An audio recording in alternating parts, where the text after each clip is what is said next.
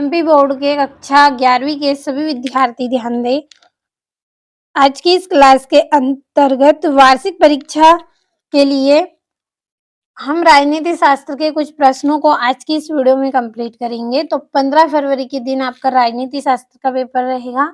भरोसा रखें, 80 में से 70 या 75 अंक आपको लाना है, तो आप भरोसा रखें, कंप्लीट करें जितने भी प्रश्न मैं आज आपको दे रही हूँ।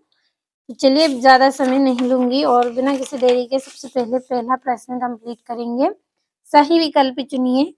पहला है, भारतीय संविधान पूर्ण रूपेण किस दिन लागू किया गया? तो यह 26 जनवरी 1947 को लागू किया गया। दूसरा है, नौकरशाही शब्द का सर्वप्रथम प्रयोग किया था? तो द नार्गे ने नौकरशाही शब्द का सबसे पहले प्रयोग किया था। तीसरा है, राज्यसभा के सदस्यों का कार्यकाल कितने वर्ष का होता है? तो 6 वर्ष का होता है। चौथा है, कानूनों की व्याख्या करने वाला सरकार का अंग है? तो कानूनों की व्याख्या करने वाला सरकार का अंग क्या है? न्यायपालिका है।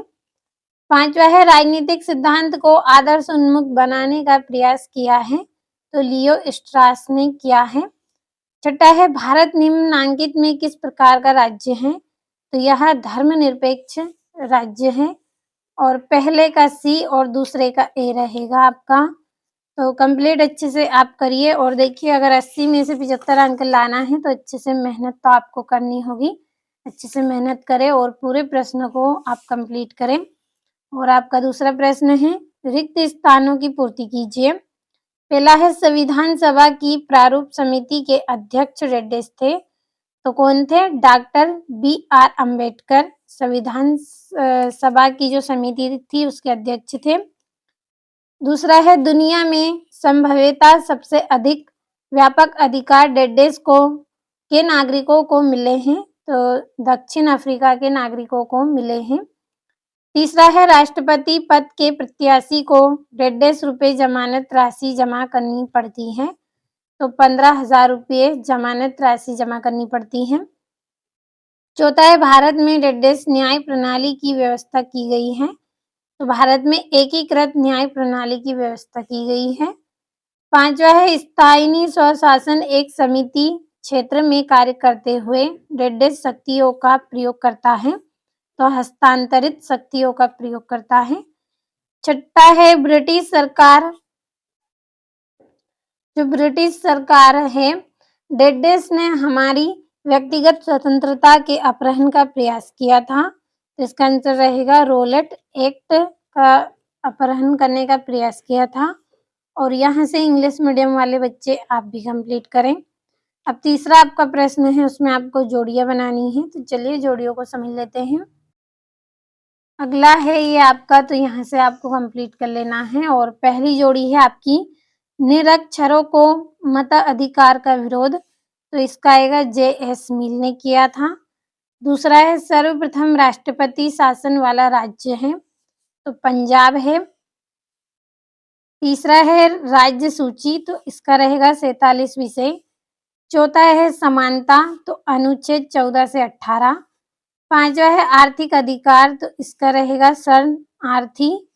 और युद्ध, अकाल या प्राकृतिक आपदा से विस्थापित? तो इसका रहेगा न्यूनतम भत्ता। और मॉडर्न पॉलिटिकल एनालिसिस? तो इसका रहेगा रॉबर्ट डहल। तो ये हो गई हैं आपकी जोड़ियां। और यहाँ से इंग्लिश मीडियम वाले बच्चों के लिए कंप्लीट कर दिए हैं। अच्छे से आप पढ़ ले सभी को। अगला प्रश्न है, एक वाक्य में उत्तर लिखिए। पहला है, सरकार का जो अंग कानूनों को लागू करता है उसे क्या कहते हैं? तो उसे कार्यपालिका कहते हैं। दूसरा है, भारत की केंद्रीय व्यवस्थापिका को क्या कहा जाता है? तो भारतीय संसद कहा जाता है। तीसरा है, अनुच्छेद 356 किससे संबंधित है? तो राष्ट्रपति शासन से संबंधित है। तीसरा है, प्रथम राजनीतिक वैज्ञानिक किस विद्वान को माना जाता है? तो अरस्तु को माना जाता है। पांचवा है, ऑन लिबर्टी पुस्तक के लेखक कौन है? तो JS मिल है। छठा है, न्यूनतम आवश्यकताओं की अवधारणा किस पंचवर्षीय योजना में लाई गई? तो 5वीं पंचवर्षीय योजना में लाई गई। सातवां है, भारत में कौन कौन से धर्म हैं? तो हिंदू, मुस्लिम, बौद्ध, सिख आदि धर्म हैं। और यहाँ से आप भी कंप्लीट कर लें इनको। और अगला प्रश्न है आपका सत्य-असत्य लिखिए। पहला है प्राकृतिक समानता जन्म से ही प्राप्त होती है, तो ये आपका सत्य रहेगा। दूसरा है गांधी जी ने हिंद स्वराज 1909 में लिखी थी, तो सत्य है। तीसरा है महिला पुरुष असमानता के चलते कन्या भ्रूण हत्या का पाप समाज में हुआ, असत्य है। चौथा है भारतीय संविधान में अवसरों की समानता नहीं है, तो ये असत्य है। पांचवा है लोकतंत्र में अधिकारों का अधिक महत्व नहीं होता है, तो असत्य है।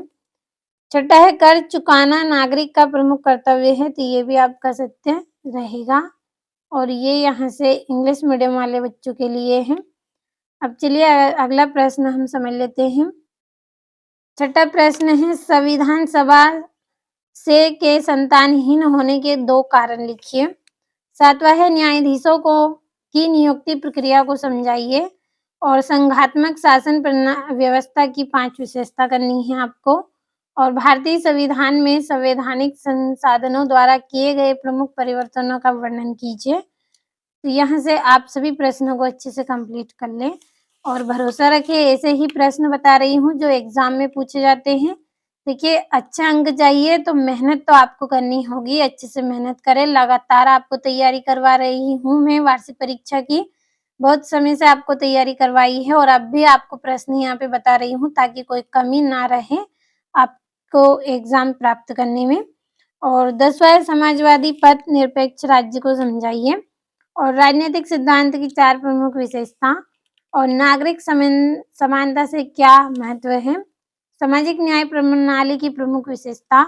और नागरिकों का क्या दायित्व है। तो भरोसा रखें, कंप्लीट अच्छे से करते चलें। और यहाँ से धर्मनिरपेक्षता के मार्ग को संक्षेप में लिखना है। शोषण के विरुद्ध अधिकार को समझाना है। राज्यसभा के सदस्यों के लिए योग्यता लिखिए। और जिला पंचायत के कोई 4 प्रमुख कार्य लिखना है। और नागरिक अधिकारों के किन्हीं 4 प्रकारों को आपको समझाना है। यहाँ से 20वां है भारतीय निर्वाचन आयोग के कार्य एवं शक्तियाँ लिखिए। 21वां है राज्यपाल की प्रमुख शक्तियों का उल्लेख कीजिए। और स्वतंत्रता का क्या महत्व है, कोई 4 बिंदुओं को लिखना है। और राष्ट्रवाद एवं बहुलवाद को विस्तार से समझाइए। तो जितने भी प्रश्न बताए हैं सभी को अच्छे से कंप्लीट आप कर लें।